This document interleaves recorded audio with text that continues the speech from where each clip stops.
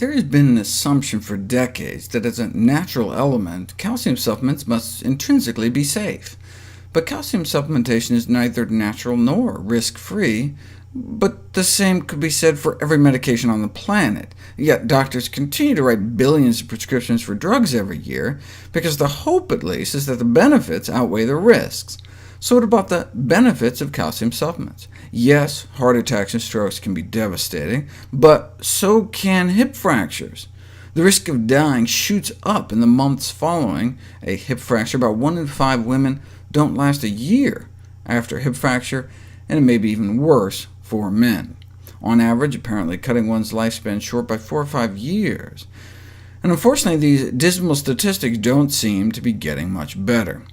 So even if calcium supplements caused a few heart attacks and strokes, if they prevented many more hip fractures, then it might result in a favorable risk-benefit ratio. So how effective are calcium supplements in preventing hip fractures? We've known that milk intake doesn't appear to help, but maybe that's because any potential benefit of the calcium in milk may be overshadowed by the increased risk of fracture and death associated with the galactose sugar in milk. But what about just the calcium in a calcium supplement alone? Calcium intake in general does not seem to be related to hip fracture risk at all. And when people have been given calcium supplements, not only was there no reduction in hip fracture risk, an increased risk is possible.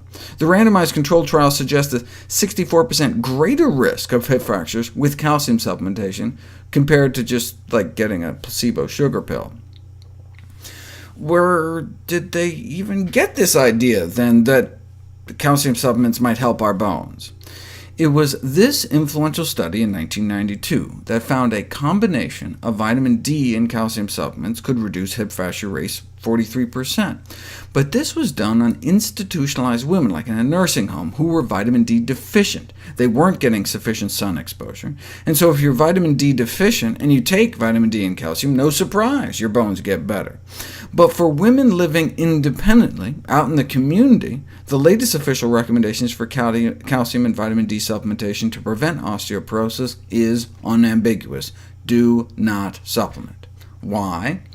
Because in the absence of compelling evidence for benefit, taking supplements is not worth any risk, no matter how small.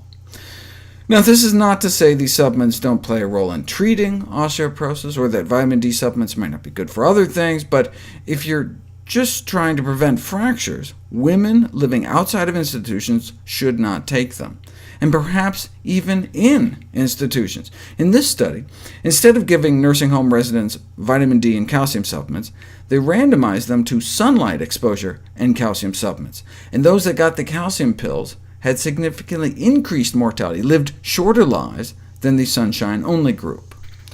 Although calcium supplements don't appear to prevent hip fractures, they may reduce overall fracture risk by like 10%. So here's how the risk-benefit shakes out. If 1,000 people took calcium supplements for 5 years, we would expect 14 excess heart attacks, meaning 14 people would have a heart attack that they would not have had if they had not started the calcium supplements. So they were effectively going to the store and buying something that gave them a heart attack, plus 10 strokes that otherwise would not have happened, and 13 deaths. People would have been alive had they not started the supplements. But that's all balanced against the 26 fractures that would be prevented. Now, it's no fun falling down, breaking your wrist or something, but I think most people would look at that risk-benefit analysis and conclude that calcium supplements are doing more harm than good. Given these findings, the use of these supplements should be discouraged, and individuals advised to obtain calcium from their diet instead. Calcium supplements have been associated with elevated risk of myocardial infarction, heart attacks, whereas dietary calcium intake has not. How much calcium should we shoot for? Interestingly, unlike most other nutrients, there's no international consensus. For example, in the UK, the recommendation for adults is 700 mg a day. But across the pond in the US, it's up to 1,200 a day. Whenever I see that kind of huge discrepancy between government panels, I immediately think scientific uncertainty, political maneuverings, or both. Newer data, based on calcium balance studies, in which researchers make detailed measurements of the calcium going in and out of people, suggests that the calcium requirements for men and women is lower than previously estimated. They found calcium balance was highly resistant to change across a broad range of intakes, meaning our body is not stupid. If we eat less calcium, our body absorbs more and excretes less. And if we eat more calcium, we absorb less and excrete more to stay in balance. Therefore, current evidence suggests that dietary calcium intake is not something most people need to worry about. This may explain why in most studies no relationship was found between calcium intake and bone loss anywhere in the skeleton, because the body just kind of takes care of it. Don't push it too far, though. Once you get down to just a few hundred milligrams a day, you may significantly get more bone loss. Though there may not be great evidence to support the US recommendations, the UK may have the right idea, shooting for between 500 and 1,000 milligrams a day from dietary sources, unless you've had gastric bypass surgery or something and need to take supplements.